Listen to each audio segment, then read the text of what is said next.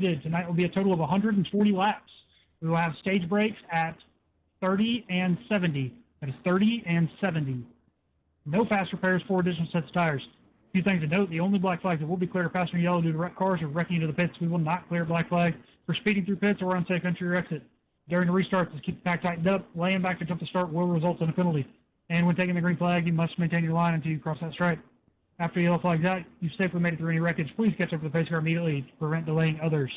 And when cycling through a green flag stops, state over the radio what your intentions are to allow others to move around you. Good luck tonight, guys. Have some fun.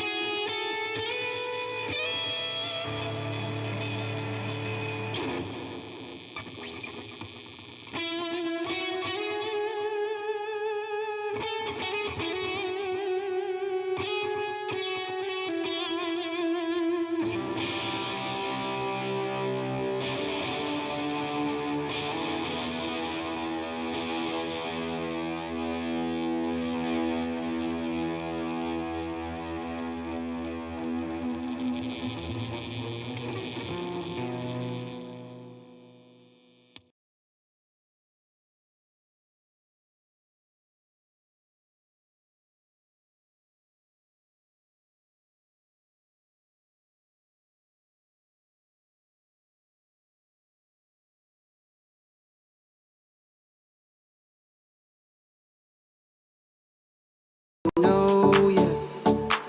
Find a way to free our minds. Won't you wait for me? Just hold on.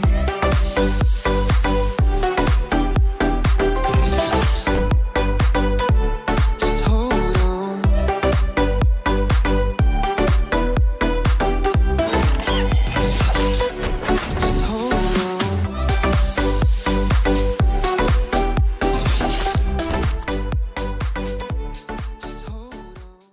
They had my name legally changed. I woke up with stamps all over my body. They play connect the dots with my freckles.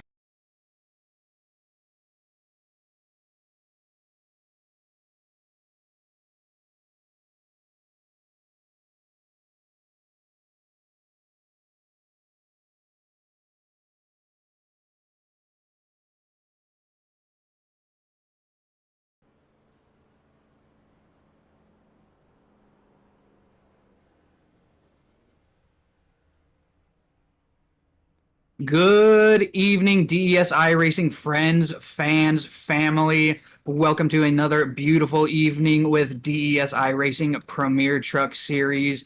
Tonight we have the first race in the playoffs. It is a 4-week playoff. This is week number 1 at Charlotte Motor Speedway. We have 140 laps around this.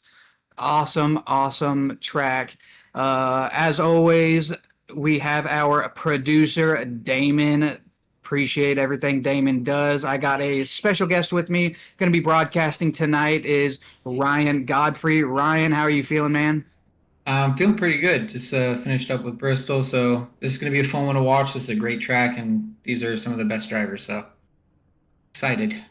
Yeah, absolutely. Ryan is a fellow teammate with me on Beer Run Racing. Both of us were fortunate enough to make it into the playoffs for the Legacy race. We just raced at Bristol. Had a fun night there, but now we are on to tonight's premier playoff race. Looking at our starting lineup, we have our pole sitter, Ratfink's very own Tom Ringer in the 68. Sitting on his outside, our regular season champion, TRN's number 88, Hunter Davis. Looking at row 2, sitting in that third place, we have the 56 of Mark Holloway with the 23 of Thomas Long on his outside. Row 3, we got the 73 of John Crosby on his outside, the 35 of Judson Curtis. Row 4, we got the 4 of Chuck Burley, and in P8, the 32 of Jonathan Geist. Rounding up our top 10, we got the 69 of Todd Perrant with the 3 of Sean Dion on the outside. The last one to qualify going to be showing here is the 11th place, the 67 of Charles Connor. Starting behind him is the 60 of Brian Souza, the 5 of Brandon Hinton. That's going to be everybody on the track tonight. Ready to get to racing, man. Ryan, what do you think we're going to be seeing out here with these drivers tonight? I think we're going to be seeing a lot of Tom Ringer and Hunter Davis. They're some fast guys, but I wouldn't put out John Crosby. He's usually a sleeper. He sneaks in, and he wins races. It's going to be exciting to watch. I think Hunter Davis is going to be quick. Yeah, I think it's going to be a good one, though. Yeah, one I kind of want to pay attention to is our current third place setter. We got Mark Holloway, who is not normally one of those names that we call from starting up front, but he usually makes his way up to the front, rides around there with those guys. And it's exciting to see him in these playoff races. He is a playoff driver sitting up here, starting in that third place. I'm hoping that he's able to maximize his points tonight, right up here with these front runners, and who knows, even pull off an upset win. The lights are going to be off on the pace car. That means we have one lap under pacing here. We will be going green when we come around to the front stretch. Remember that the first go here on the start of the race is going to be on the flag man. Once that green flag goes, everybody gets to go. We're not waiting on the leader to start the race. We are waiting on the green flag.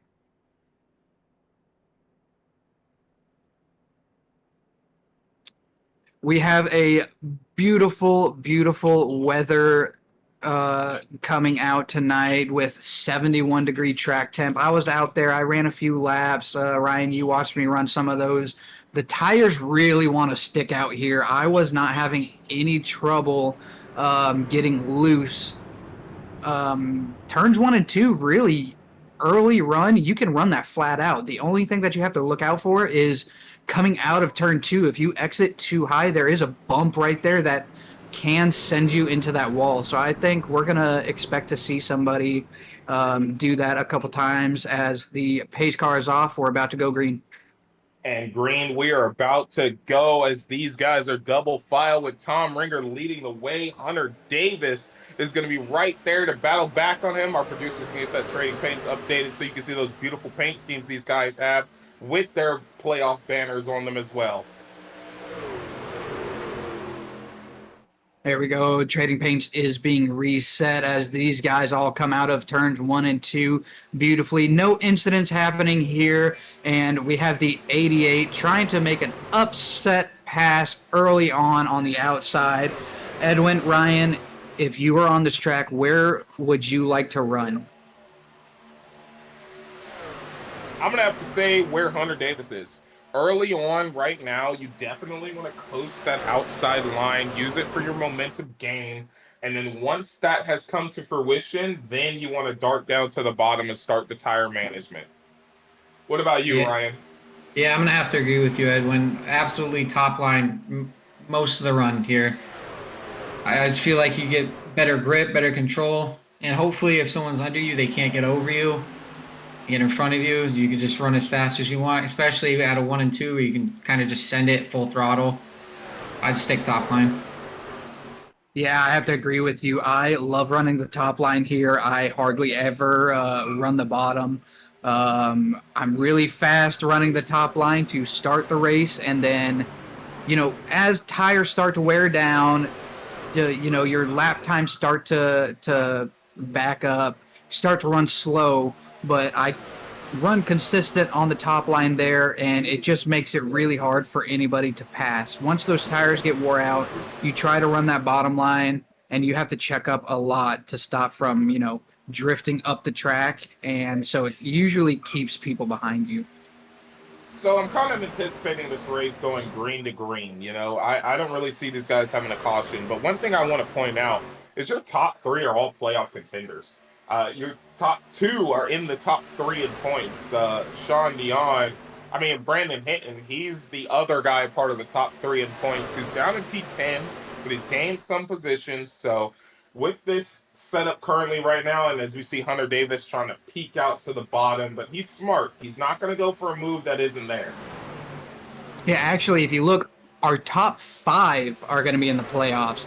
You have Judson Curtis. He ended up finishing third. He's currently sitting in fifth. Mark Holloway, he came in seventh, sitting in that third spot. John Crosby, he was in sixth, sitting in that third. Hunter Davis was our regular season champion, and Tom Ringer came in second. So these top five, they know how to drive. They know how to run this track, and look how close those top four are to each other.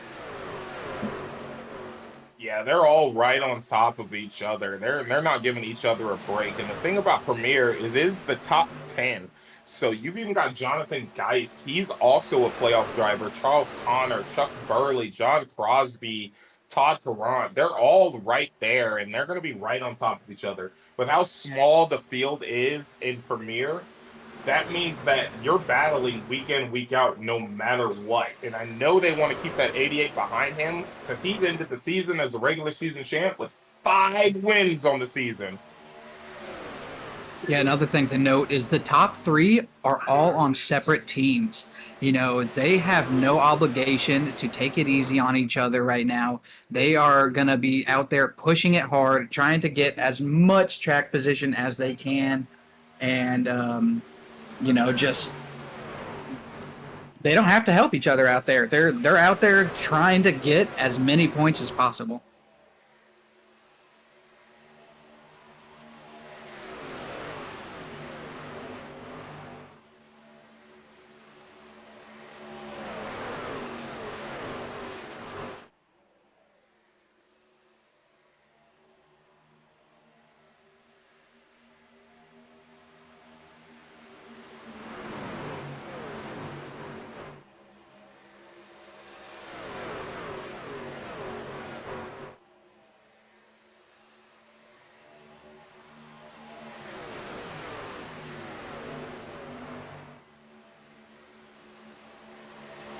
All right, so we're going to be taking a look here at the playoff points, and it is going to say legacy, but our producer is going to get that fixed here real quickly for you. But this is the Premier Series. Legacy ran earlier today, but now in the Premier Series, as you see, your top 10 in points who are currently running P1, P2, P3, P4, P5, and then they are trickling through the field right now. The lowest one, I believe, is Jonathan Geist, who's in P8, who's kind of just holding on right there.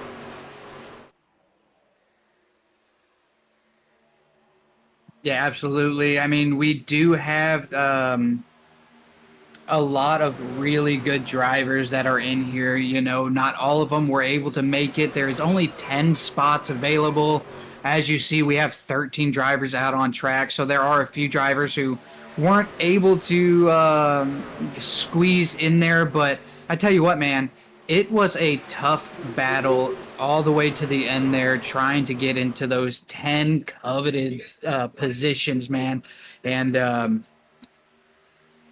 it's wild just seeing how these guys pushed and pushed. The amount of practice these guys were doing here.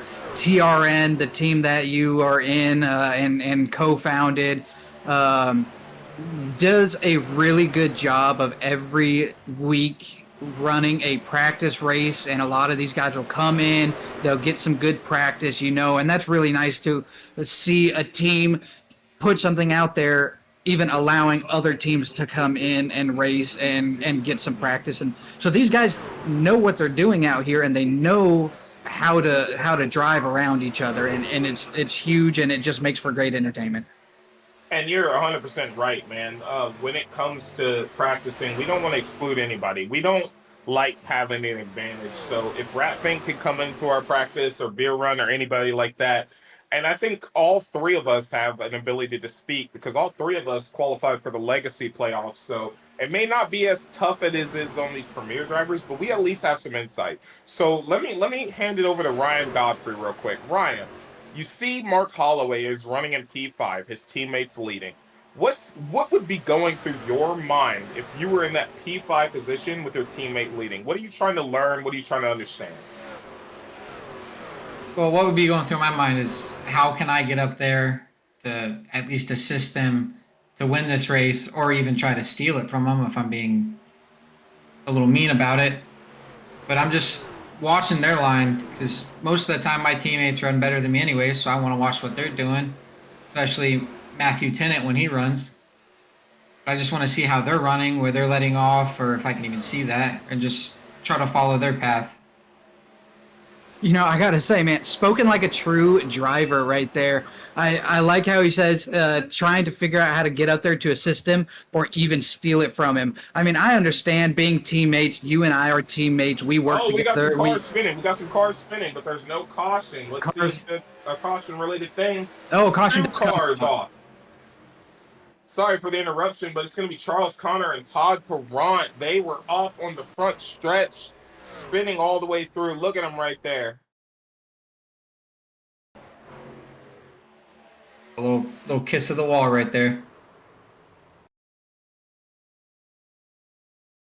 And that's something that you have to pay attention to, is on these mile and a halves, that wall kind of jumps out to you and scares you. I like these tracks. I like running a middle line on these tracks, but that's a lot harder because that wall is going to be there. What do you think, Christian? Yeah, absolutely. Especially, you know, it seems like you can carry out a whole lot of speed on those and you feel like you're going to be good. And then all of a sudden, bam, it's somebody pushes that wall out into you.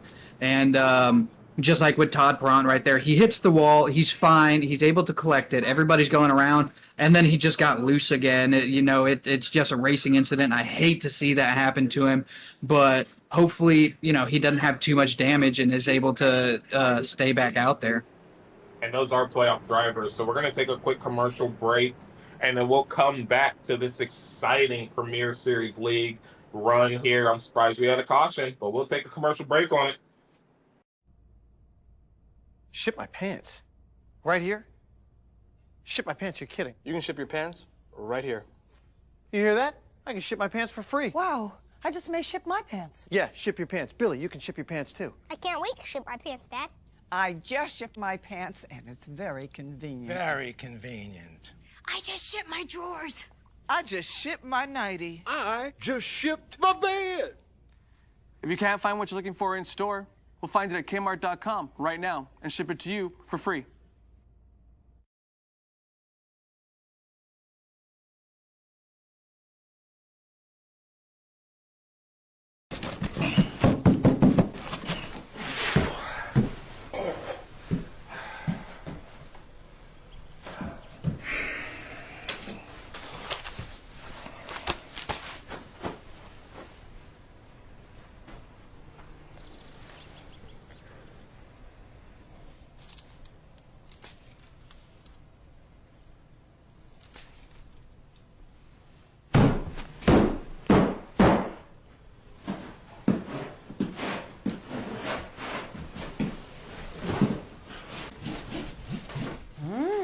this looks great. This must be yours. I found it on the kitchen table. Thanks. Mommy, have you seen my hamster? Well, isn't he asleep in its cage? Have you seen my hamster then? No. But honey, go upstairs and look thoroughly. I mean, sure. Probably behind the bed, like where you found him last time. Okay.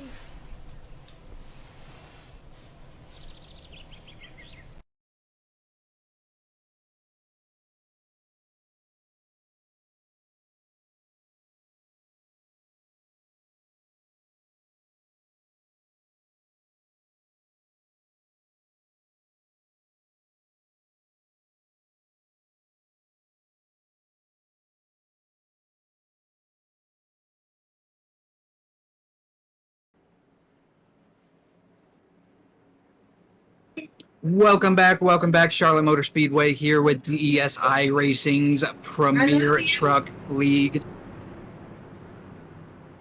We are back, and one thing I want to say about this track breeds consistency. So I want to highlight a couple guys, and I'm going to give you all a chance to do it too.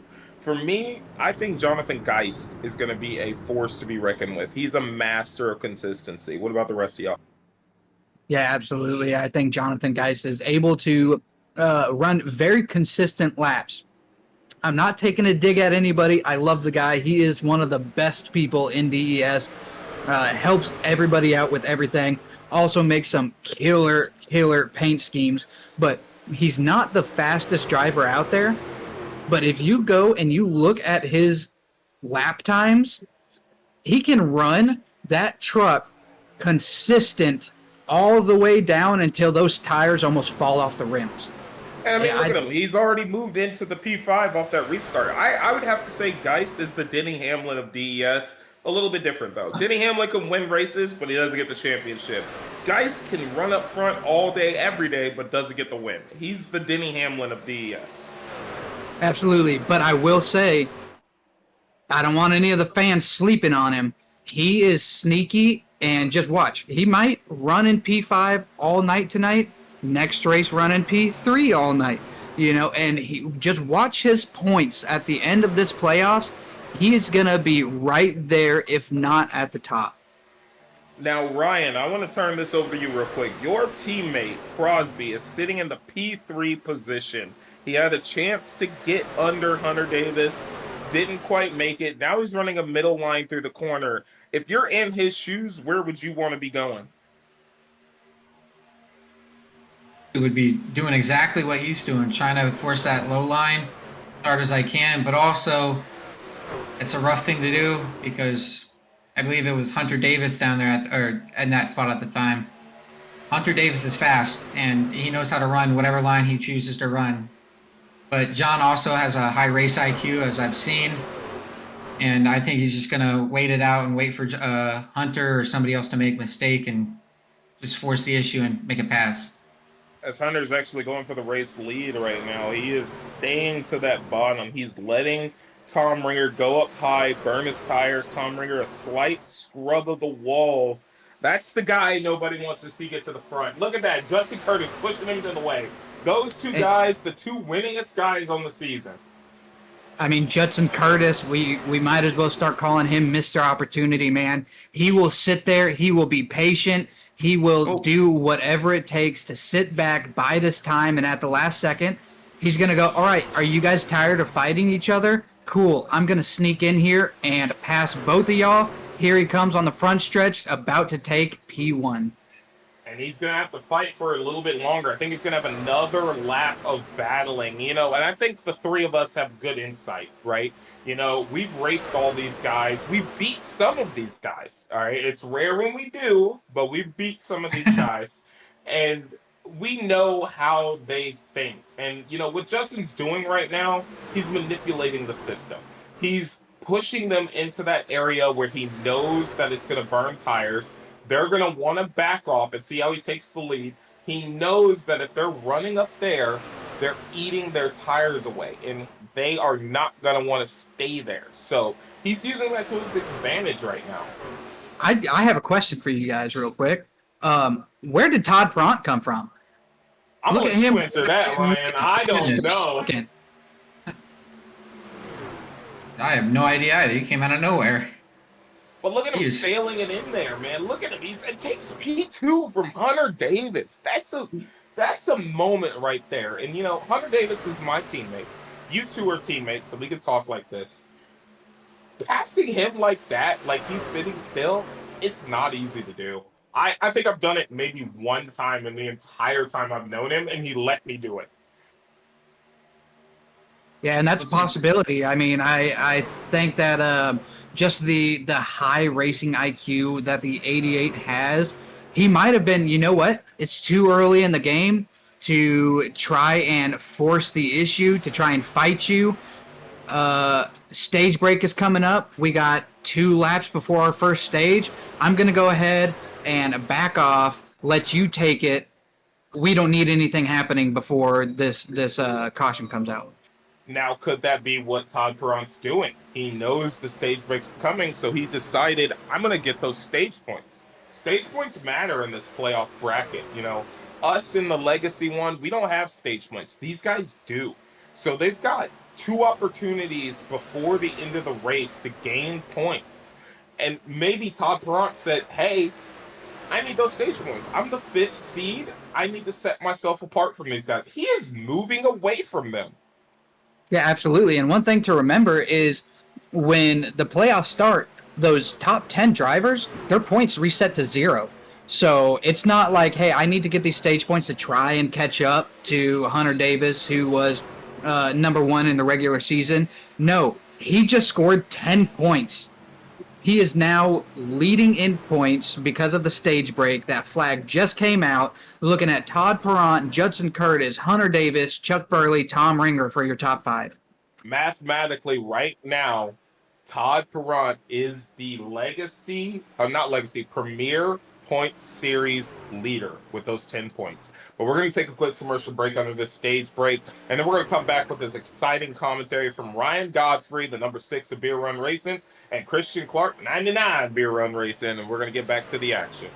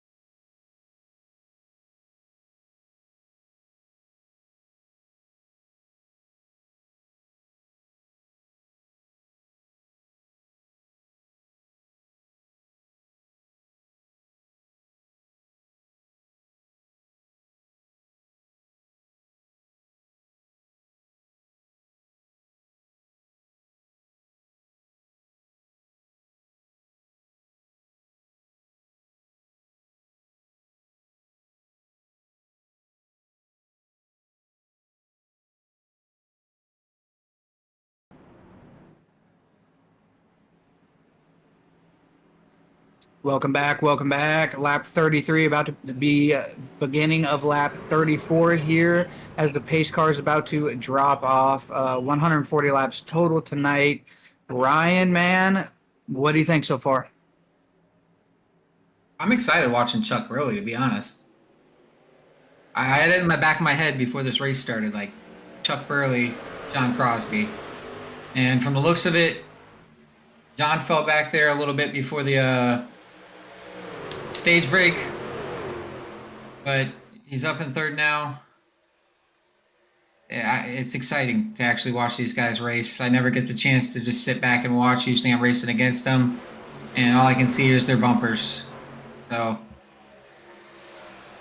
yeah, absolutely. And our stage winner there, the 69, Todd Perrant, I had a chance to go down, speak with him, and I asked him, man, I said, where did you get that speed from, man? I mean, you just jetted around all these guys like a man on a mission. And he said, you know, when I got in that first incident that brought that caution out, I had a few minutes worth of damage, went into the pits, got a little bit of repairs, but the big thing is he got fresh tires. So he came out, was on a lot better tires than everybody else, and was able to just truck his way up to the front.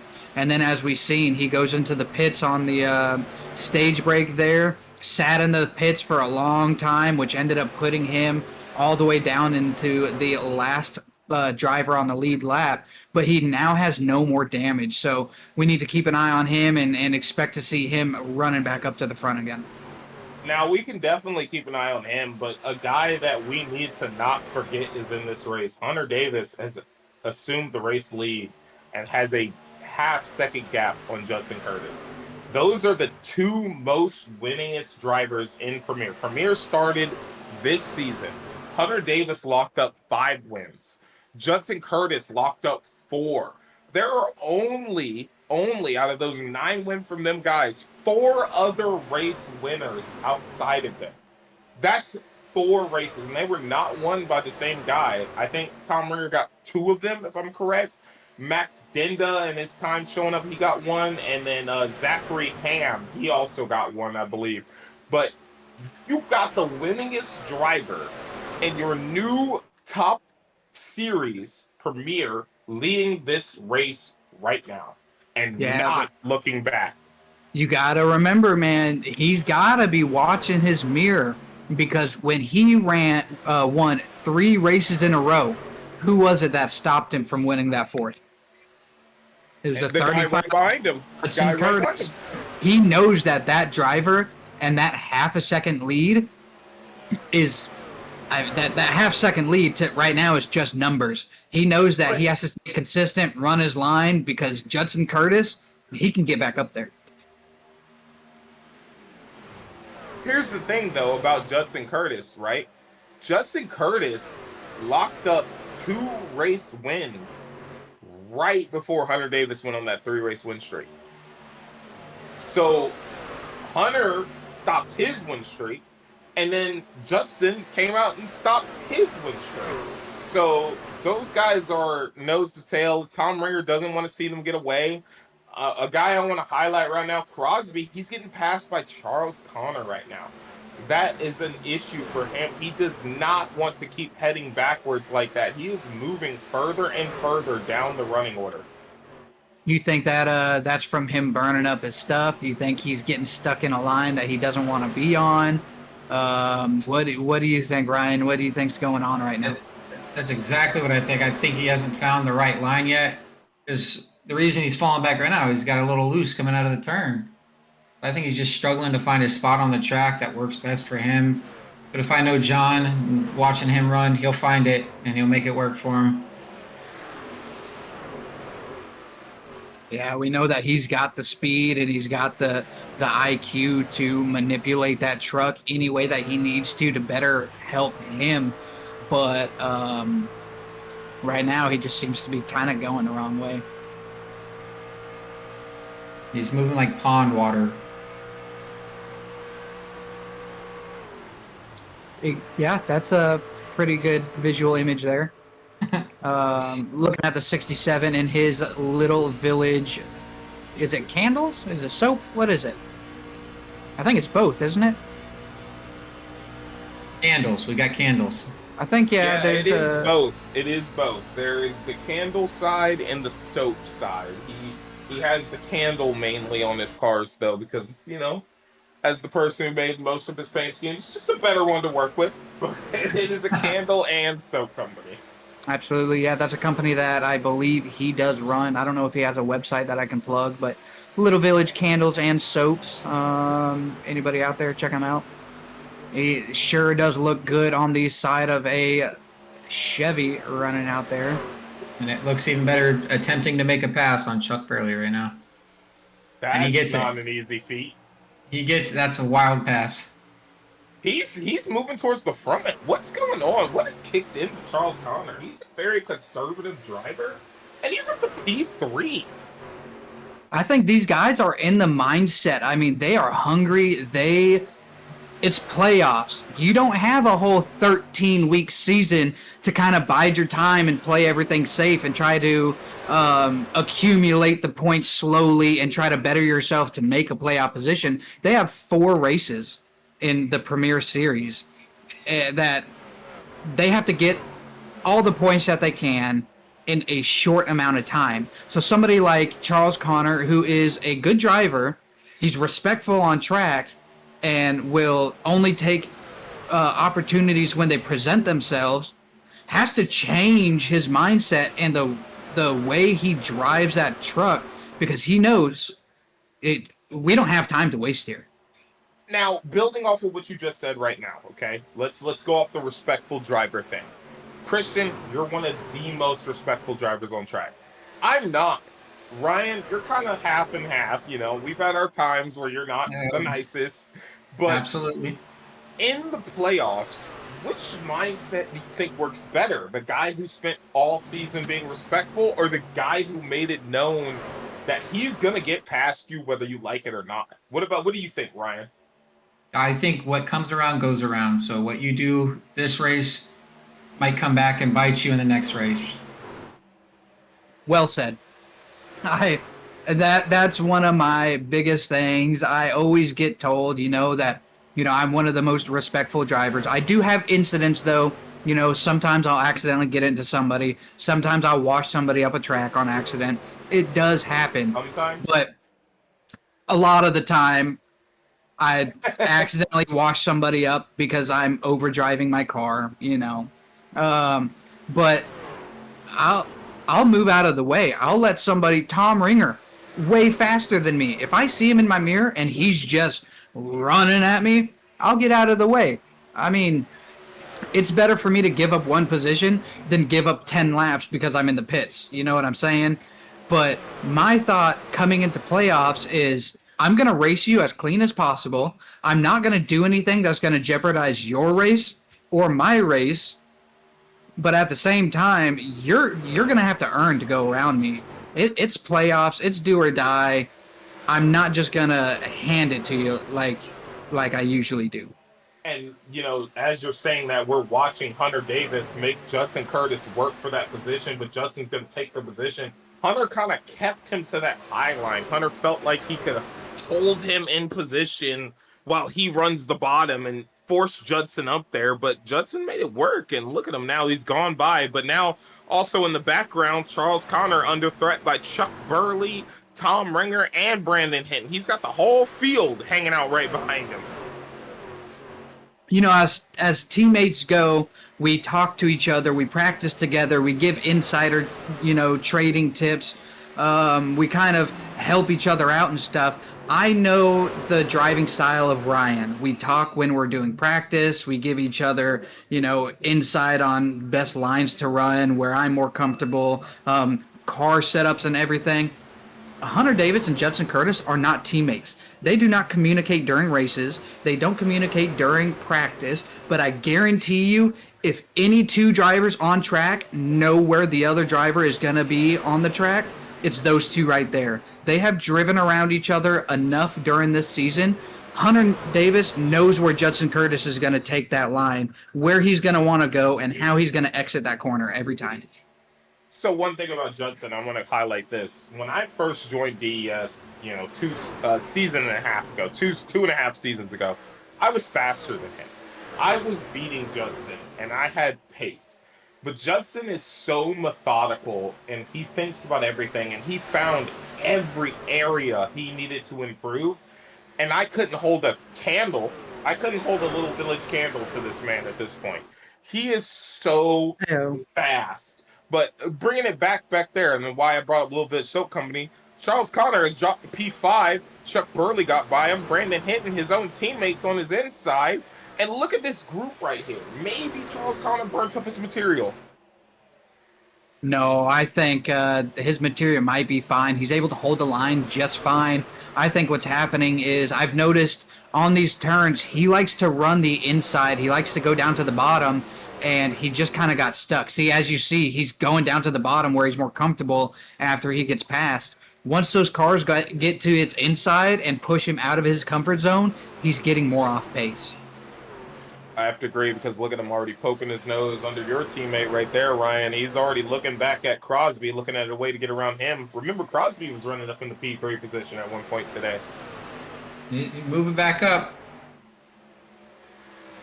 Look at the lead that the 35 has now. 1 second, a little over 1 second. You got about almost 2/10, but a second lead. We just watched him pass the 88, and now here he is, a second ahead of him. Yeah, we watched him pass the 88, but the 88 is also now falling into the clutches of the 4 car of Chuck Burley. So, uncharacteristic of Hunter right now, I think he might have burnt his material.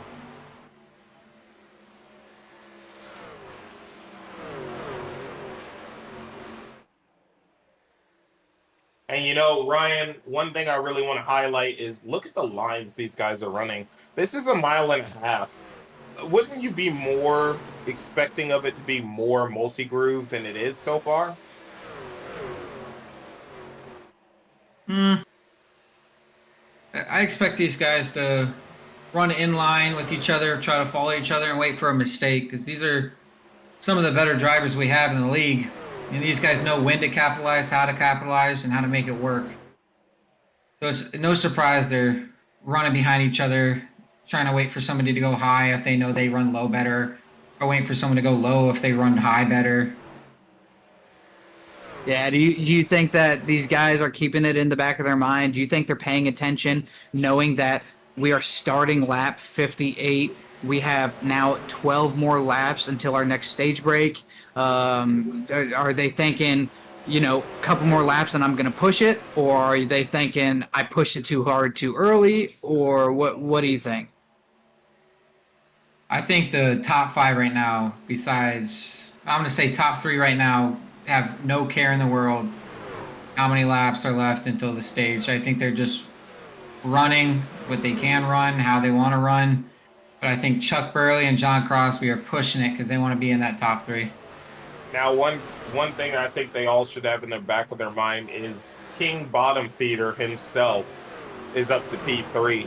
This man does not move away from the bottom, but Brandon Hinton is in P3. Oh, we got a wreck! Oh, we got 4 cars, 73. The 4 and the 73, they come together. 4 hard and oh! 3 car collected. And we'll go back, look at a replay, see exactly what happened there. Multiple cars get collected. The 4 car. The 4 car is going to be the most excitement out of that. Unfortunate. Got a caution come out, lap 60 of 140. Oh, and 4 had to tow.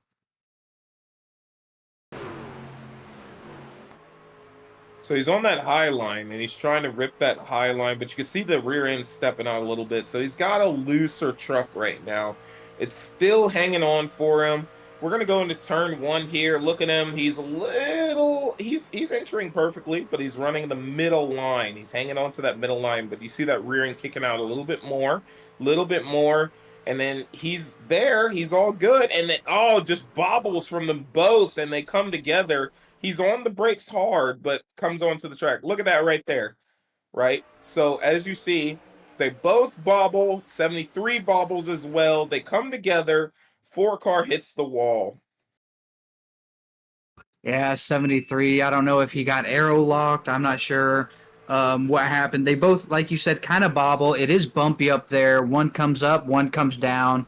They hit, and then if you watch as we keep going, we'll see it here in a minute. As you see that nice playoff contender banner on the 4 there, they come together. He hits the wall, huge damage, unable to get that truck stopped, and the 3 just gets into him. Oh, and the 68. Tom Ringer. That's 3 teammates all collided. Terminal damage right there, probably. Yeah, that's unfortunate. You know, they have one faster pair, so hopefully they go in, they get fixed, and get back out on track. Premier, sir. Premier has no faster pair. That's correct. That is correct. Yeah, but as we are under caution, lap 61 and 140, we'll go to a quick commercial break, and we'll be right back. Try to make friends. Want a Dorito?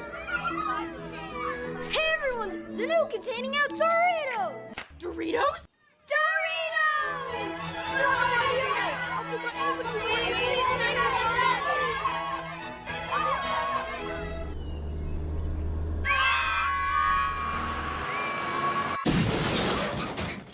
You make friends.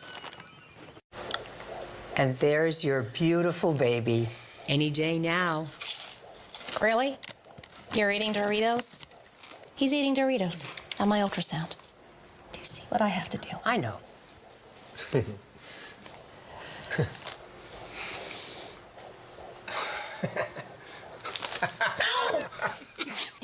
me that.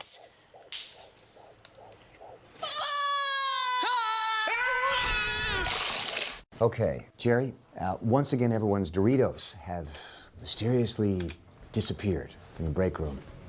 Now, I realize this is a workplace, and I don't want to sound like I'm accused.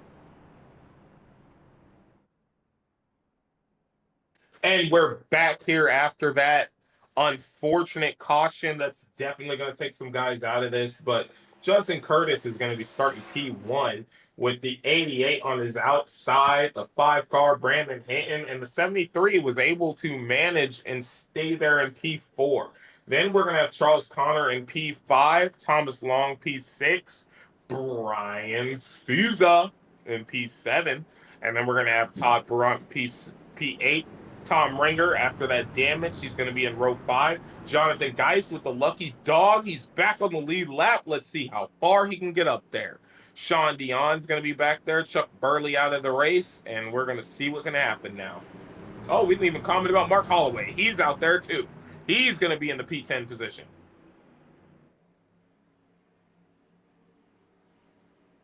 Lights are off on the pace car. It is on the 35 for when they go. He does get a pretty good start. Waits until the... Slept the 88. Oh my goodness. Yeah, that is a huge jump for him. That's not something you ever want to see. You never want to get slept like that. And he slept him. Yeah, the big thing, though, is these guys, none of these guys took tires. You have Todd Perrant is the only one. Todd is trying to maximize his stage points here. You know, having 8 to go, I think with them fresh tires, he's sitting in 5th place. We'll see where he comes out at the end of the stage. He's going to get there. Look at him. He's already moving. He's going to get there. There he goes. Look at him sweeping the outside. He is coming. He's going to take another, he's looking to take another 10 stage points away from these guys. Yes, he may not win this race because he is burning through his sets of tires. I think he's going to have 1 set left after this. But at the end of the day, what does he have to lose? You know, those 20 points are going to come in handy. Yeah, but one thing about Todd Perrant, if he has 1 set of tires left, come this stage break, he's going to be at about 9 laps on his tires. He knows how to push those tires 60 laps, guaranteed. He can make it work. Honestly, he's going to have to stay out on the stage break. There's no way he can do anything else as he takes the race lead again, looking to steal another stage win. Up in P1, these guys aren't going to have the tires to fight him. They can't get anywhere near him. They're just going to have to watch that purple and white truck drive away. He's flying right now. And the strategy is smart. He comes across the finish line in P1 again, securing the second stage win. That's 20 total points. He only has to finish anywhere in the top 10 to have more points than the winner of the race. But that's the thing. He's got to finish in the top 10. Yes, P11 is the only other car on the lead lap. The rest are out of the race at this point. But he's got to make sure he beats Geist. If he doesn't beat Geist in the last stage, he's out of the top 10, and this whole strategy is washed.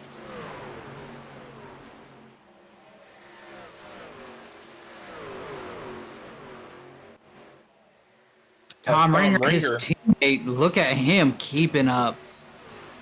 He's chasing him down, actually. Tom Ringer actually pitted with him. Both of them are on fresher tires.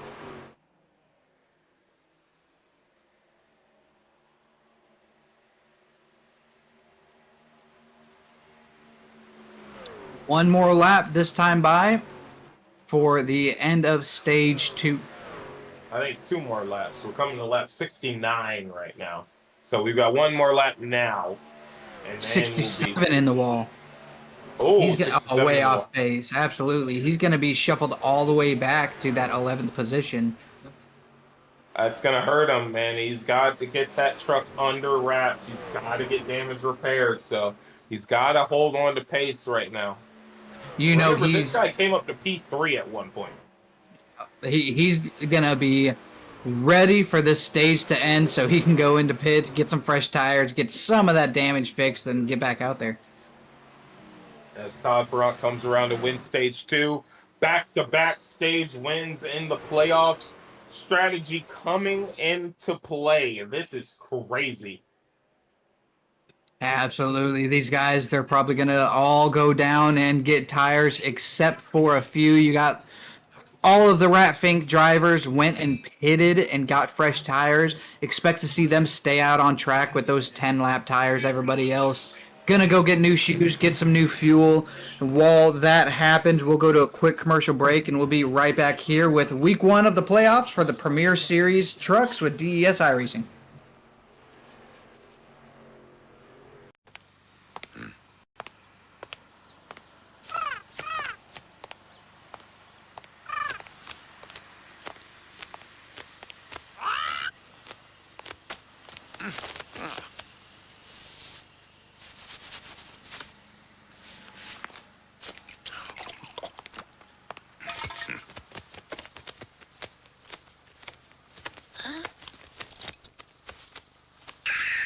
Red Bull gives you wings.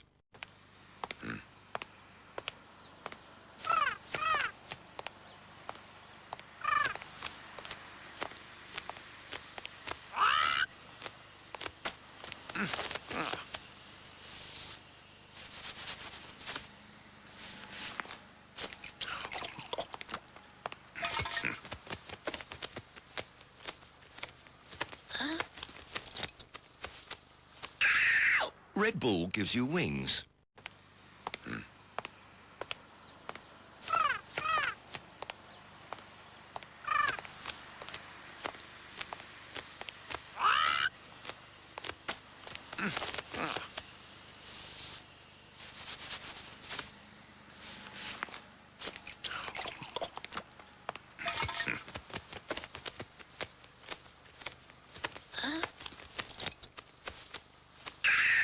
Red Bull gives you wings.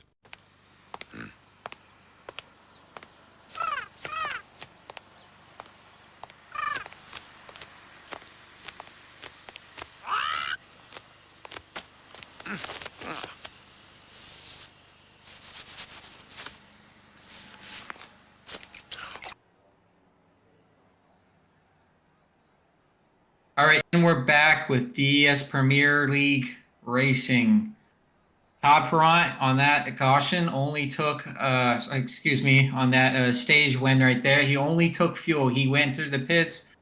The 68 of Tom Ringer, he went in. We believe he's repairing damage right now.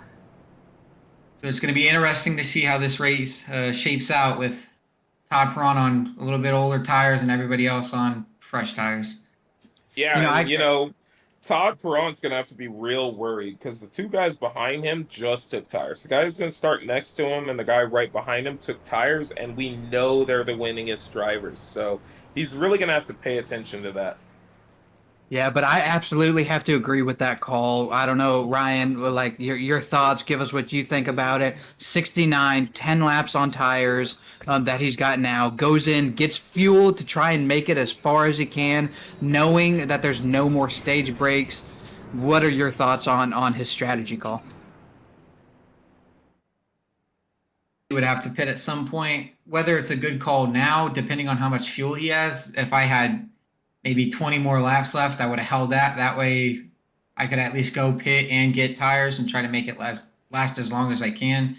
See if I'm good on fuel, but he's got to pit again. So does everyone else. But when he gets fresh tires, he's fast. So maybe it'll work out. Here's the benefit of Todd Perron. It's nighttime now. So tire wear is going to be a little less crucial. It's still going to be crucial, but it's going to be a lot less than when we first started. It's nighttime. He's got 11 laps on those tires. I think he put himself in the right position, but he's got some heavy hitters right behind him. Even Thomas Long, another really good, consistent driver in the P5 position. But you know that he's got to be thinking in his head, he's got one set of tires left. Most of these drivers, especially these super fast guys up front with him, have two. He's got to do everything he can right now to try and make this set that he has last as long as possible. The biggest thing he can do is cause Judson and Hunter to start fighting. Make those next three cars start battling. Because if they start fighting, he's good. But clearly that's not going to happen, as even 10-lap older tires, see how they're sailing past him. Even Crosby's looking to pass Judson Curtis, who's stuck behind the 69.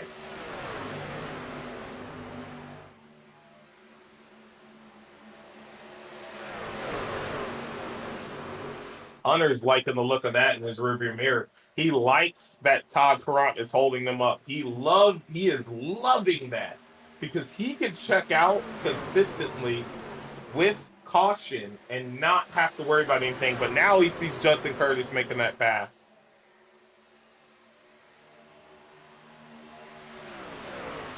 John Crosby losing a bit of speed there too.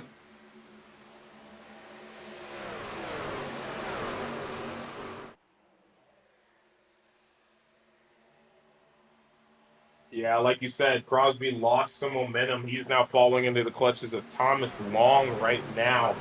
Now, Todd Perron's holding on true. He's still hanging out in that P3 position right now. Crosby cycled out to the outside, lost position to Thomas Long, and now he's losing another spot to Brandon Hinton. Yeah, that outside is just not his spot. And, you know, sometimes some drivers have a position where they like to run. Some are bottom feeders, some are wall riders, some are middle lane guys. I'm a middle lane guy, and I think that's the problem with Crosby, is he does not have the ability to adapt to being in a higher line.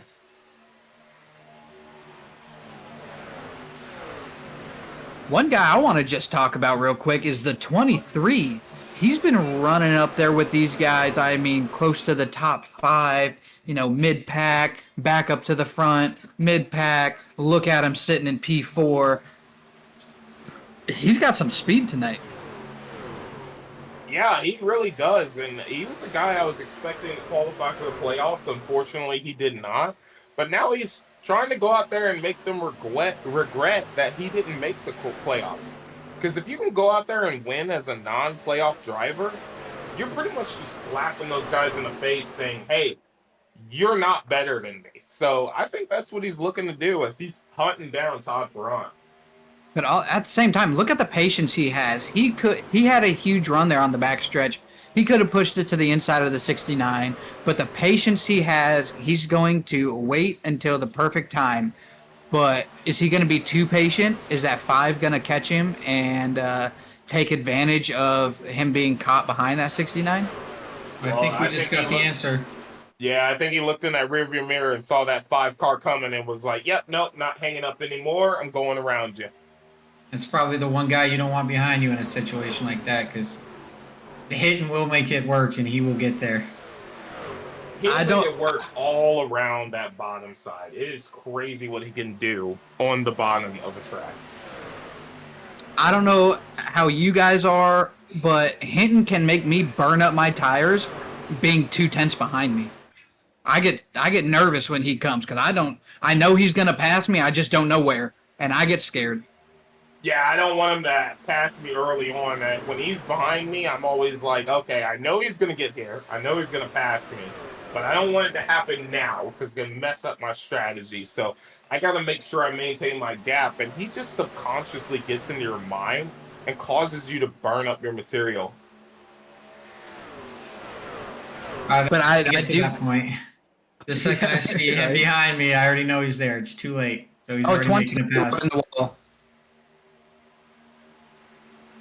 Yeah, I do gotta say though, one of my favorite things about getting passed by Brandon Hinton is I get to get a close personal look at his paint scheme. He always comes out with some fire liveries, just like tonight. He's running that, I mean, primarily white, but then he's got that metallic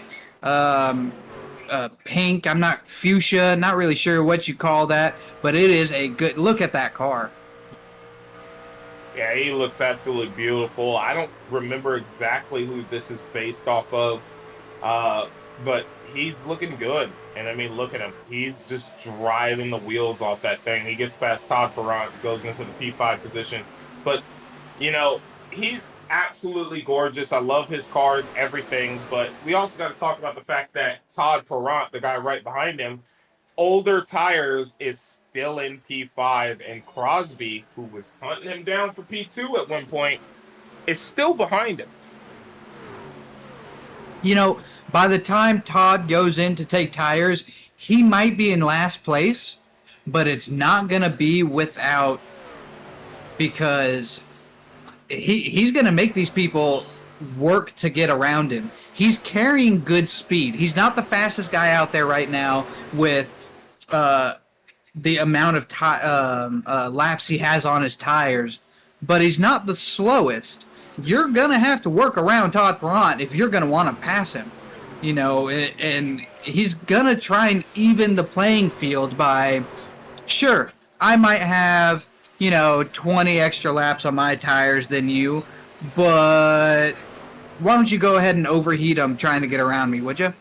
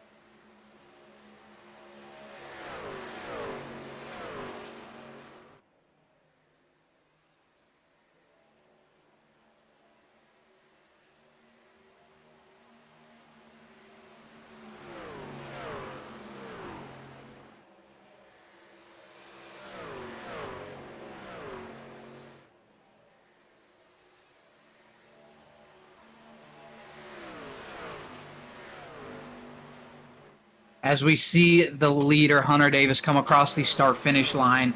That concludes 90 laps out of 140. That means we have 50 laps left. Now 49 and a half as these guys come midway on the back stretch. These guys are 19 laps on their tires, 19 laps since they last got refueled. Do these guys try to push it out to lap 100, 110? What are you thinking on? Are they trying to push it as far as they can and hope for a smaller run, or are they thinking, let me get into the pits first? What do you think, Ryan? This situation, just push as hard as I can. And I'm not the smartest driver, and most of the time it doesn't work out, but this is playoff racing. And I don't want even a sliver of a chance that someone else can beat me out, especially if I'm pitting first and then they wait 5 laps and then they pit, or if a caution happens and they get a free pass.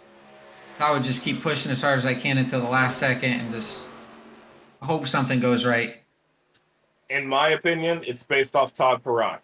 You know he's going to shortstop you. You know he's going to have a better run at the end of the day than you. So it's based off Todd Perrott. If Todd Perrott can take this to 110, then that means you got to take it to 120. And you know that in those 10 laps he's going to have different from you, he's going to check out. Unless you decide to dart to pit road when he pits too, you're pretty much screwed, because we know his short run speed. We know how he is. He is the man to beat right now. And it's crazy to say he's the man to beat while he's in P6. About to be P7 as Charles Connor's going around him. Yeah, but it's just such smart strategy by him. And I'm not trying to give out, little trade secrets or anything here. This is just an observation that I have made. I know some of these people that are watching the broadcast watch a lot. They can even say that they've noticed it too. What's going to happen, and I'm just going to call it now, Hunter Davis is going to push as hard as he can. He's going to not have a set lap in mind. He's going to wait until Judson Curtis finally is able to make the pass. As soon as he gets in that second place position, he's going to undercut Judson Curtis so that way he can get into the pits first. And that'll work for beating Judson. But, you've got those two guys in the back who are better on their tires. You've got Todd Perrott and Tom Ringer. I mean, they're a force to be reckoned with. You need to be cautious about those two. And I think Hunter Davis, this is his race to lose. He's got to pay attention to everybody else around him, as Hinton has actually got past Thomas Long now. Look at Todd Perrott. I mean, he is older tires, but he's keeping up with the 67. He might even go for a pass here. I don't think he'll be able to get to the pass. I mean, if he does, then you by all means, I owe you $1 million, because that guy, he's been surprising me all night long. He's not making it easy on him, though, is he? Not at all. He's hovering over him. Look at him running that middle line. He's right on that seam through 3 and 4. And let's see if he runs that seam kind of area in 1 and 2 as well, because that might be the best way to preserve what he has and keep a little bit momentum into it. And yep, look at that. He goes a little higher now. He is running that seam again. So he's using momentum to keep him up there with him. Yeah, but that's also helping him, smart driving by him, helping him get, like you said, that momentum coming out of the turn. He doesn't have to be faster than you on the track if he can be faster than you on all these corner exits. Yeah, he's harping on that 67. He's making that 67 work. Charles Connor is probably mirror driving right now, and that's exactly what Todd Perrott wanted. Hunter Davis getting caught by Judson Curtis. Almost was down to 2/10 now. Now it's pulling back up to 4/10.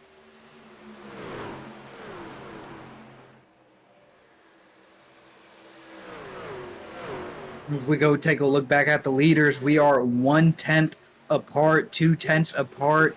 These guys are going to be running close to each other. I give it another couple laps, and I think Judson Curtis is going to be able to take that pass. if he does get that pass, that's going to change the momentum of this race right now. Look at him. He's all over Hunter Davis, and Hunter Davis knows the last time they were like this, it was New Hampshire, where they're all over each other, and somehow Hunter came out on top. He even said it himself. He has no idea how he won that race. So they're 1-0 with being on top of each other like this. Yeah, these guys respect each other so much, too. I mean, they've battled week in, week out. It's always these two guys that are up in the front, giving it their all, and then we talk to them post-race interview, and they cannot say anything bad about each other.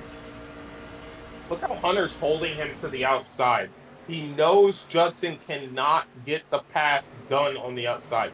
Watch him here. Judson's going to get a beautiful run. Hunter's going to cut down low. Judson's now going to pull to his outside, and then when they go into the corner, Hunter's going to pull on him just a little bit. See right there? He pulls on him.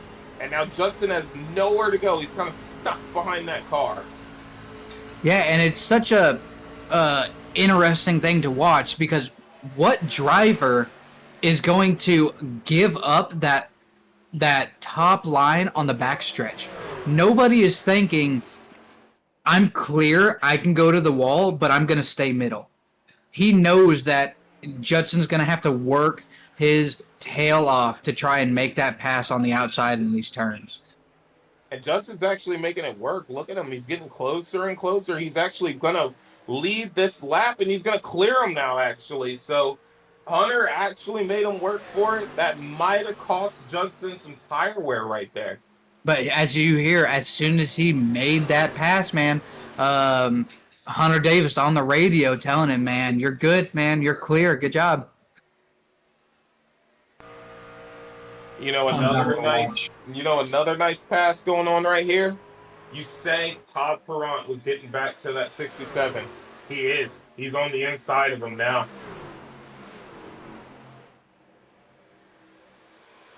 I can't take my eyes off of this battle right here. Yes, the battle for the lead is awesome, and I do want to watch it more, but what's going on right here is dictating the pace of this race. Because when that 69 hits pit road, you know pit stops are happening. That 67 of Charles Conner, he knows that. If he can woe him up, take away more distance on him, it's going to help everybody in this race. The 88 Hunter Davis, he has 2 sets of tires left. I'm putting my money on lap 110, coming down and taking tires, 30 to go. He can run it out. They're on lap 34 right now on the same tire set, and they're up front running it. If he knows I have 30 to go plus an extra set of tires, I'm going to go ahead and do it.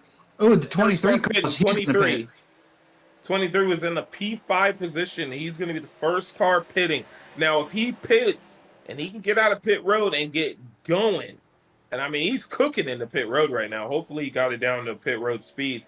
But if he can get going, leaving pit road, he's got 30 laps left, or a little over 30 laps. He's got a good chance to win right now. Right, and Ryan, what are you thinking as a driver hearing on the radio that somebody's going down to pit road lap 107? I hear one person's going down, I'm not worried about it. I'm waiting for more than 2 or 3 cars to go down. Is there still a lot of race left? Absolutely. His tires are going to wear more because he's getting tires before everyone else. And honestly, if I'm the top 3, I'm still worried about Todd Perrant. Because we know once he gets those fresh tires, he's in the front. 88, he's calling, he's pitting. He's going to undercut these guys. Brandon Hinton, do you think the 5's going to follow him down? Here he goes. There goes the 5. He does. Teammates all hitting pit road together. 69 also hitting pit road. He has decided my undercut's not going to work. Let me hit pit road. Charles Conner in. Tom Ringer in. Multiple cars in. Mark Holloway into pit road. They're all coming. They're keeping it grouped up. Yeah, we have a lot of drivers came down pit road, man, and like I said, I called lap 110. I think he might have jumped it 1 lap too early, just trying to make sure that he undercut the 35. Now the 35 is going to have to go around the track. one more time. Instead, he elects to stay out. There we go, 35. He's calling. He's going to pit.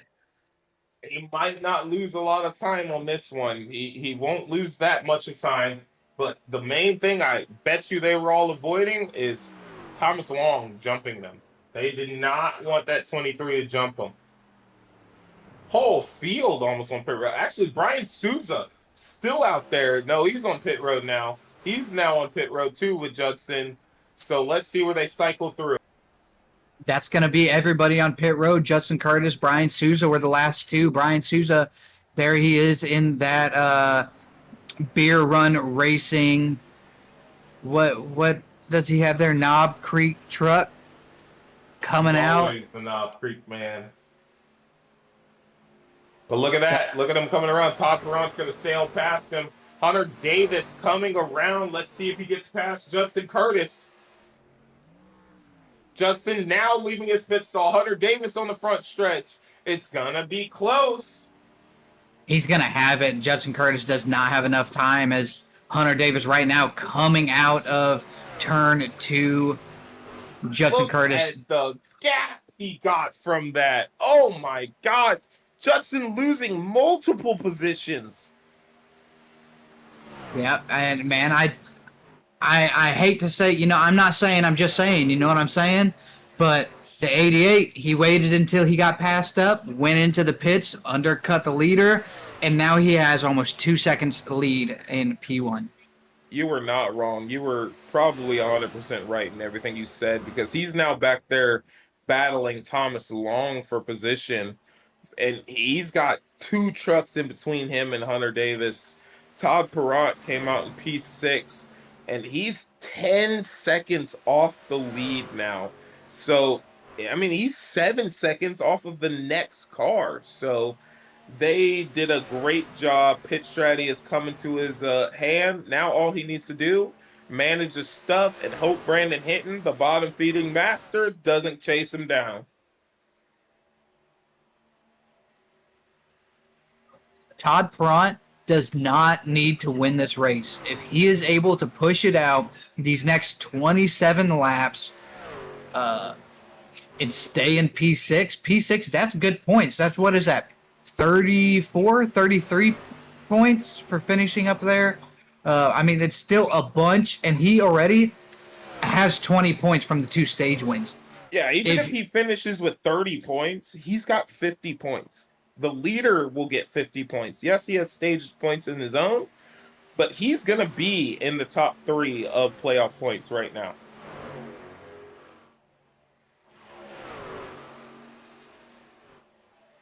Todd Perrant, he figured this out. Ryan, what are you thinking about the racing so far? I'm enjoying these pit strategies based around the stages. I'm enjoying Todd Perrant the most, honestly, because it's like a underdog story. He got into a little bender early in the race, wins a stage, manages his tires the correct way, wins another stage, and now he's sitting top 6, just biding his time, waiting for this race to end. Yeah, Todd Perrant did everything right. I mean, he maximized the points he could for the situation he was presented with. Yeah, I also got to say, man, if you look at Todd Perrant's truck, that is an amazing paint scheme. It encompasses exactly Todd Perrant himself. It looks amazing out there. It looks fierce. It looks fun. It looks exciting. So much. He had a die cast made of this truck, and it turned out awesome. I wish I knew who it was that made it. I would like to have one of my own, but just that truck is, I love the way it looks.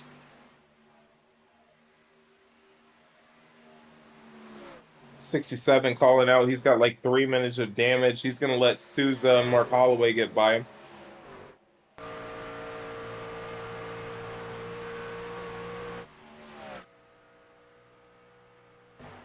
Hunter Davis with that TRN Racing Designs logo on that car. He made those designs for us, which led to the creation of Geist paint scheme as well as my paint scheme now. But he's in the He's in the seat, man. He's putting almost 2 seconds on Hinton right now. Yeah, dude. I mean, Hunter Davis is he's just a great guy. He has his own, paint scheme, design, kind of studio. He makes everything. You can come to him, you can get one made. He's easy to work with and stuff, but he's not stingy. Anytime I have a question, I can be frustrated with the paint I'm making. He'll be, yeah, hey, give me a second. I'll be there. I'll walk you through it. I'll help you out, and I'll give you pointers and tips on some of these designs you're making. And it's just, he's willing to help out anybody as long as they ask. He's just such a good guy. Hey, I made his first ever paint scheme when he came into CRN. He wasn't vibing with it as much. He said he liked it, then he got his own, and then he learned to make paint schemes, and he surpassed me in it. He's a very good guy, very well-encompassed dude, and it's awesome to see it paying off. Fun fact about Hunter Davis, right? Hunter Davis has been DES for 3 seasons. Do you know what season his first win came in? I do not. This season. This dominant season is where his first win came. His 5-win season is the first season he gets a win? He has 7 wins across 2 series in DES, and his first one came in this season. Man, I mean, when it clicks, it clicks. Yeah, he locked it up. He figured it out. I mean, he was there when I got my first win. He wrecked out of that race, but he was there, and he was talking to me in my ear, and he helped me get there. He helped Tanner Honeycutt, his teammate, get to his first win. He was there when Brandon Hinton got his first win, and when Hinton got that Next Gen Championship. And then this season, out of nowhere, he just clicked, and he has got running with it. And I mean, it's the same with you beer run racing guys. I think Crosby was your first team win. And after that, it was just like you all hit the ground running and got going. I mean, Ryan, you've led laps. Christian, you've led laps. You both have been doing amazing. Your whole team has. Yeah, I do believe, though, that Brian Souza got the first win for Beer Run.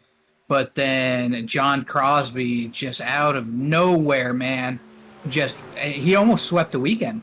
He just win after win, man. He's been doing good. We've all been working together. Ryan, this is his first season. I mean, he came in, he was a little rough around the edges, I kind of thought to myself, like, who is this guy? What is he doing on a track? And now it's like, well, there goes Ryan. All right, I'll look at his back bumper the rest of the night. That's fine. And I have no idea what I'm doing, so. Well, keep not doing what you're doing because it's working. I didn't like you at first, but watching you do what you do, it's absolutely amazing. Dover in the ARCA, man, I thought I was making you burn up your material when I was in second place behind you, but you actually burnt me up. So, great job on you. And then this race is going amazing. I love how it transitioned from that afternoon to this nighttime. It's perfect. Damon did a great job setting this race up. As always, I mean, our producer, he's also the league owner. He sets up all of these races. He works tirelessly on our Oval Series. He works on our GT3 series for the road racing. He's got some tricks up his sleeve that he's got some Secret Squirrel stuff going to be coming out here. So I hope everybody sticks around and comes and joins us for next season. But he just masterfully, beautifully creates these races, all of these seasons, and it's just been a blast. Damon actually just stepped down from the Oval Commissioner, and he is expanding DES into new horizons. So I look forward to seeing what he does, what he changes about our broadcast, what he makes happen, because, man, if it wasn't for him, I don't think we'd be as good of broadcasters as we've ever been. So shout out DSI Racing. Please come race with us. A lot of these guys put a lot of effort in here. Come out here and try and beat Hunter Davis. Come try and beat Judson Curtis. Come try and beat me. Beat Ryan Godfrey, Christian Clark. we're sitting here broadcasting, but we sell ourselves shorts. We're top 5 cars week in, week out. So come out here and join us. Go to raceds.com. Join us in Legacy Trucks, Xfinity Series, Next Gen, ARCA. I think we have a Gen 4 coming. GT3 is also coming. We also have some more other unique things coming in the next couple weeks and things like that after the playoffs are off. Raceds.com. Make sure you're here. Also, make sure that if you are on here, you like, subscribe, follow the channel, turn that notification bell on so that way you know that we have a race coming up. It'll alert your phone, tell you, hey, there's a race going to start. But also make sure you check out our Facebook page, all of the races coming up. We put a post on there that shows the whole weekend layout and exciting news. And I believe that's it. But if you go to raceds.com, it'll give you a link to all of those pages. You can go, you can follow, you can subscribe, and come show some love. But most importantly, come out and race. Don't just watch. Come out and race. If you're not good at it, you can learn and become good at it. We got so many setup shops, so many teams that can help you out. And I mean, as we're watching this, Hinton's got Hunter Davis down to a second.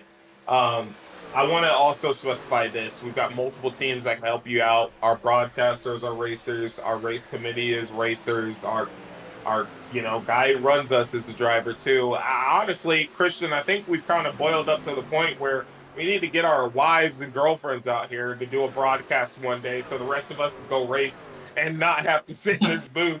But I think it's been turning out to be great. Yeah, man, and I've got to get I can't say it or stress it enough. Just a big shout out to DES, to Damon O'Brien, dude, creating such a great environment. I mean, I'm super comfortable here. I can talk to any of our drivers. We share stuff. Our Discord's super active. It's always fun, all day, every day, people are posting in there. We're joking with each other. We're giving each other a hard time. Sometimes we fight with each other. And then if we're in the middle of a heated argument, somebody will put a funny GIF in there. And then now all we're talking about is Denny Hamlin talking about beating your favorite driver. Like, it's so much fun. And, man, big shout out to DES and Damon for creating a place that I love. Denny was my driver. 11 against the world, 92 against the world out here. That's what I'm all about. But let's focus on this race a little bit more. Let's zone ourselves back in.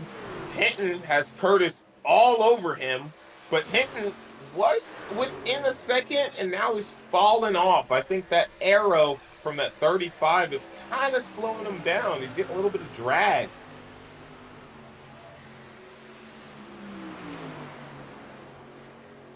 As the 35 is finally going to try and make that pass on the 5 machine, Brandon Hinton, who is an amazing YouTuber, and he posts our races too, so feel free to watch him as well.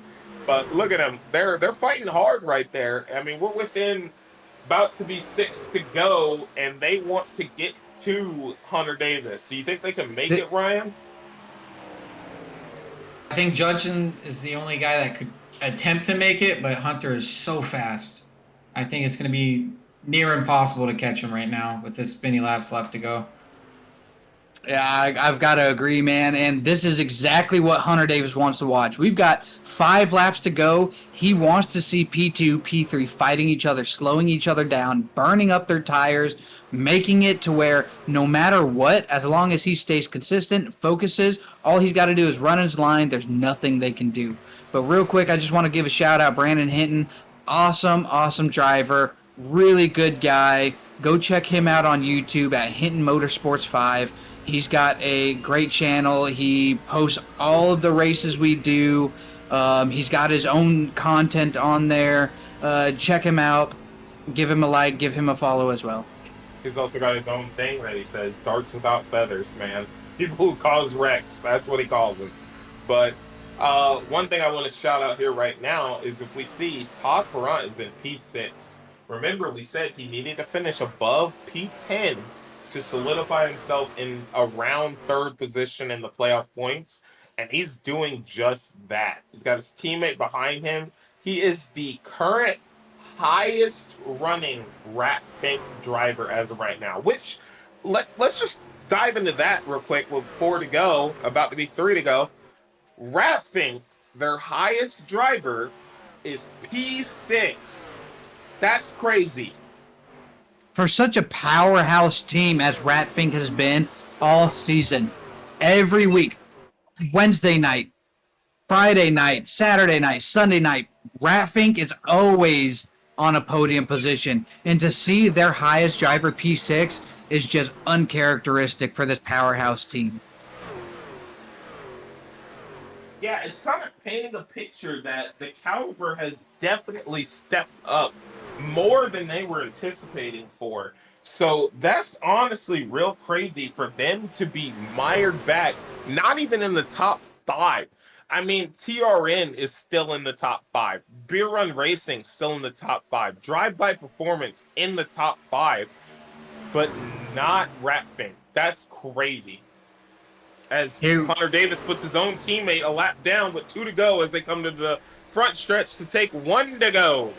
That's just another thing that he wants to see. Now he's got a teammate directly behind him. He's still got that momentum, and he knows that his teammate's not necessarily going to block for him, but he's going to do what he can to make sure Judson Curtis already on the radio calling, congratulations, good win, man.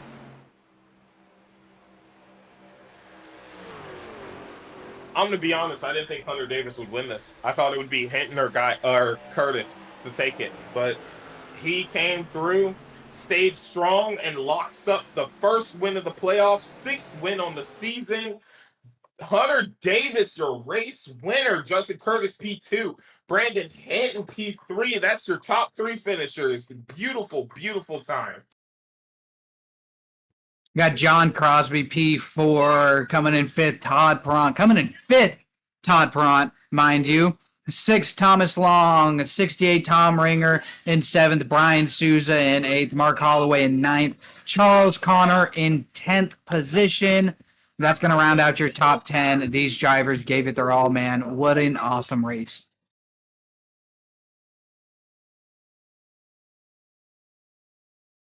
We're going to try and get our P3 finisher in here. Let's see if Hinton is coming available. Usually we have to wait for him. We might have to go to our P2 finisher of Judson Curtis, who's above us. So we'll try and get somebody in here, and we're going to get chit-chat with them. Ryan, man, first broadcast. You did awesome so far while we wait. What are your thoughts? How do you feel about this race and how it went? I think the story of this whole entire race was Todd Perront. And that's just my opinion, but it's just intelligent driving by him, knowing what was going on with his car and what was happening in the race with the wreck earlier. I think it just worked out perfectly for him. Absolutely, absolutely. As we have my favorite premier driver, the number 5, Brandon Hinton, coming in 3rd place, man. You put on a show out there. You always have a good truck. Your livery's amazing. Walk us through what happened from your point of view tonight. Yeah, we got caught up in a little bit early on where I think Chuck checked up, and then we were just trying to bounce it back from that. But then after the first and second stage, it was just about maintaining and trying to save as much tire as I could, and getting out on a pit stop, and I got out P2, which is what I wanted. And I was kind of running Hunter down, but I knew Judson was coming too, and he's really good. So he got me there, and congrats to Hunter and Judson, and that was a fun race. You know, Brandon, I have a really good question for you, and I wanted to ask you this in the next gen race, and I was hoping you would got into the top 3 so I can ask you this, but I get to ask you it now. You are the king of bottom feeding, and you stay suctioned to that white line. Why is that, man? It works out so well for you. Why does that happen? That's just my style. If I can't run bottom, I'm in trouble. But and there's another thing I do. I don't, like, a lot of people will go from the wall so a big arc. I do an anti-arc. So I will be in the middle, enter, and the reason I do it is try and save tire. If I can not grind as much off of the tire, that's kind of why I do it. But it's just basically I love running the bottom, and if I can run the bottom, it's usually quick. So that's kind of why I do it. Awesome, Ryan. You got anything for our third place finisher tonight? Yeah, this is just a general question. If there's one thing you wish you could have done better or you kind of hoped would have happened in this race, what would have been? I guess that last run, I thought I was saving pretty good, but it was obvious that Judson got us and caught us. And so if I would have done a little bit better, maybe I would have saved and not gone as quickly as I did. And then maybe I would have had something there for the last 10 laps or so. That's really the only thing. It was just they were fast, Hunter's fast, Judson's fast. So it was going to be a tough battle, but that's the only thing I would have changed differently. Awesome, man. Awesome. You know, beautiful finish, beautiful car. Can't wait to see what you bring to the track next week. You always have some kind of fire livery, man. Congratulations on your P3 tonight. Thank you, sir. And thank you, guys. Congrats, Brandon Hinton. You're my daughter's favorite driver. Congratulations on the P3 finish. She's going to be real happy to see you on the TV screen. Thank you, guys. I appreciate it. Coming in second place, we have Judson Curtis. Edwin, man, what a great driver he is. We've seen him a lot in DES. He's always got a great attitude, super respectful, and he's always up front, man. Judson, man, you heard us giving you those compliments just then right there, man. How did that race go for you, man? It looked like you were kind of dominant through the first and second stage outside of Todd Perront's crazy strategy, but you just kind of fell short there. What do you think happened? I think I probably came down maybe a lap too late. I'm sorry, all there on that second run. I think that's what bit me in the end. I think if we had another 5, maybe 10 laps on at the end, tacked onto the race, I probably would have got to him, but I don't want to say that. Hunter, congrats on the win. Fastest truck definitely won tonight, so congrats to him. I just think I played the wrong strategy maybe by a lap or 2. Man, I was saying earlier, Edwin and I, we race with you guys. We broadcast and watch you guys. We can kind of sit there and know kind of what you guys are thinking, kind of what your strategy is going to be. You know, working with teammates, we know what our other guys are going to be doing, but I don't think anybody knows what the other driver's going to do better than you and Hunter Davis. Did you have in your head you knew what he was going to be doing or where he was going to be going or just knowing how to battle him on track tonight?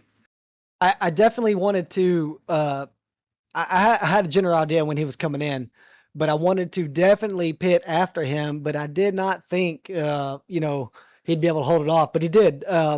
So I definitely wanted to wait, but I think I waited maybe, like I said, a lap or 2 too long there to come down.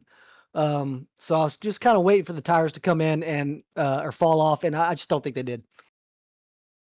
Right. Yeah. You did amazing out there, man. And I just got to say, Bush's Baked Beans tonight. You run a beer truck. You run Louisiana hot sauce. Every time I see your truck out there, I get hungry. Yes, sir. We trying to roll that beautiful bean footage tonight, sir.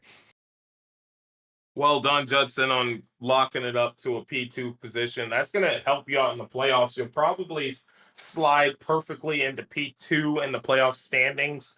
Well done on that, sir. Good job. I appreciate it, fellas. We're going to drink some beer to it. This goes out to my grandmother who passed away Thursday morning. So shout out to her. Mimi, it's for you. Shout out to Mimi. I appreciate that. Thank you, Judson, for being here. We're going to now take in our race winner here, Hunter Davis. We're going to snag him up here. He's probably socializing, but there's Hunter Davis. Hunter Davis, 6th win on the season. Dude, your first win came in this season. You're now 6 into Premier. How are you feeling?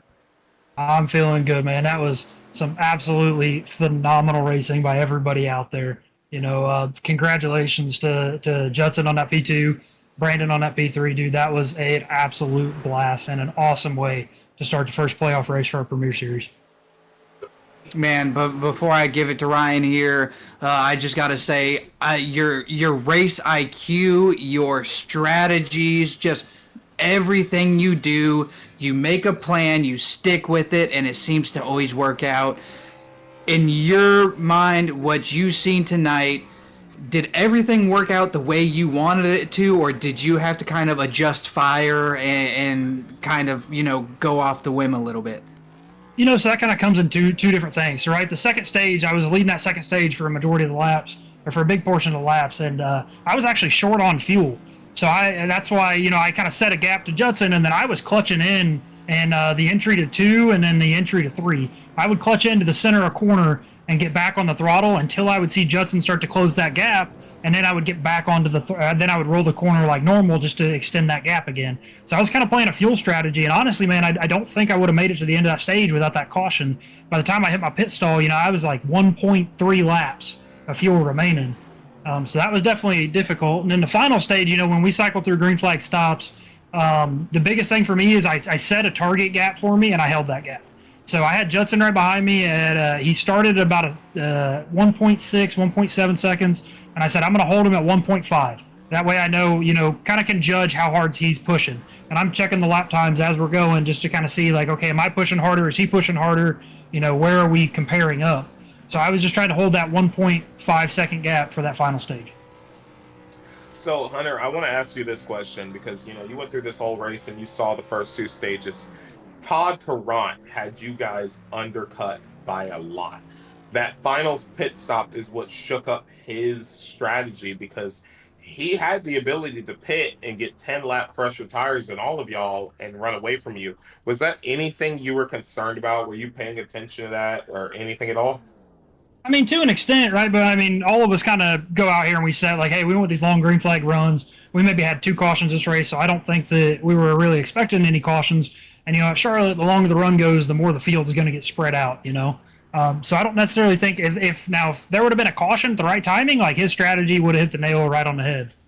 But overall, I mean, I respect that strategy. The fighting for the stage points, like that's still going to make up from the positions towards the end of the race. So, like, all in all, man, that was a good strategy call by the Ratfink boys. That man got 20 stage points on you. So, you're now 1 race into the playoffs. How do you think you need to handle the next 4 races? Consistency is key, man.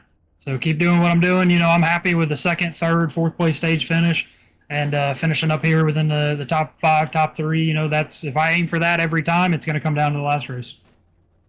Awesome, man. Before we get you out of here, Ryan, do you have anything for tonight's race winner, Hunter Davis?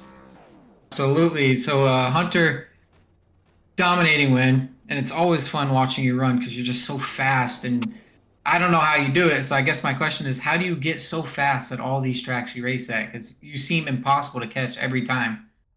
I mean, I think the biggest thing is just practice, like you got to kind of play with your car and know where you're going with it, right? So when I'm going out there and I'm hot lapping, I'm trying to push the limits of the car. I want to see when the rear is going to brake, when my right front's going to push through, like, when certain things affect the car. So when I'm pushing out there and, I'm struggling, might be not running the fastest lap times, I'm trying to judge based off of, how the car's reacting.